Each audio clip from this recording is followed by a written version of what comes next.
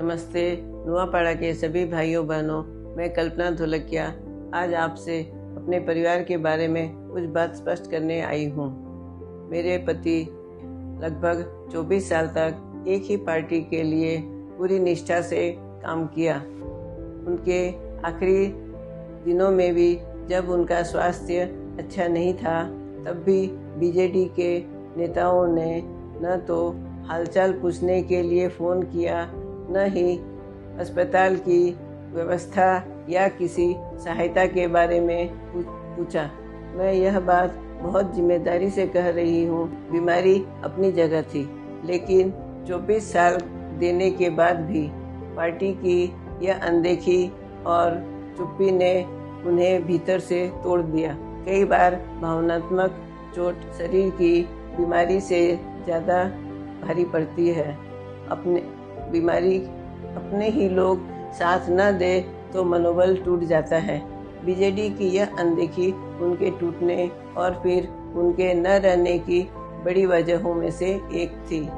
और अब दुख की बात यह है कि आज वही लोग हमारे पारिवारिक रिश्तों पर टिप्पणी कर रहे हैं। जिसने 24 साल साथ दिया, उसी के बेटे पर उंगली उठाना शालीन या संवेदनशील राजनीति नहीं है।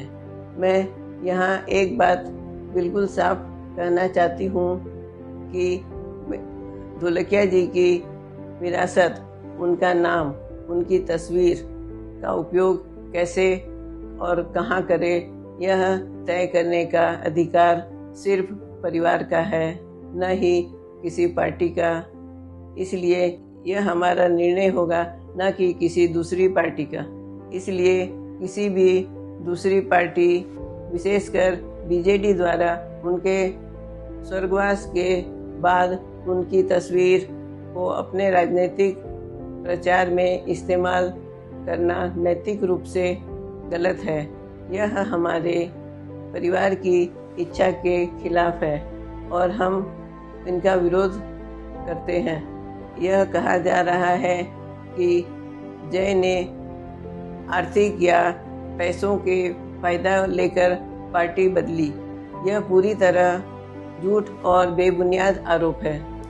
जय ने बीजेपी इसलिए ज्वाइन की है कि नुआपाड़ा जिले का विकास तेजी से हो, जैसा प्रधानमंत्री श्री नरेंद्र मोदी जी विकसित भारत की बात कर रहे हैं। यही सपना धोलकिया जी का भी था और यही सपना, यही रास्ता धोलकिया परिवार आगे भी अपनाएगा। मैं सिर्फ इतना याद दिलाना चाहती हूँ, जब भी धोलकिया को किडनी ट्रांसप्लांट की जरूरत थी, सबसे पहले जो तैयार खड़ा था वह हमारा बेटा जय धोलकिया ही था। उसके बाद भी अगर कोई रिश्ते पर सवाल उठाए तो यह खुद दिखा रहा है कि यह किस तरह की राजनीति कर रहा है। और मैं उसकी माँ होकर आज आपके सामने कह रही हूँ कि अगर कोई उसके काम में सुधार की जरूरत होगी तो मैं खुद ही सही रास्ते पर चलवाऊंगी। हमारा एक ही लक्ष्य है, नुआपाड़ा का विकास और धोलकिया जी की सेवा परंपरा को आगे बढ़ाना।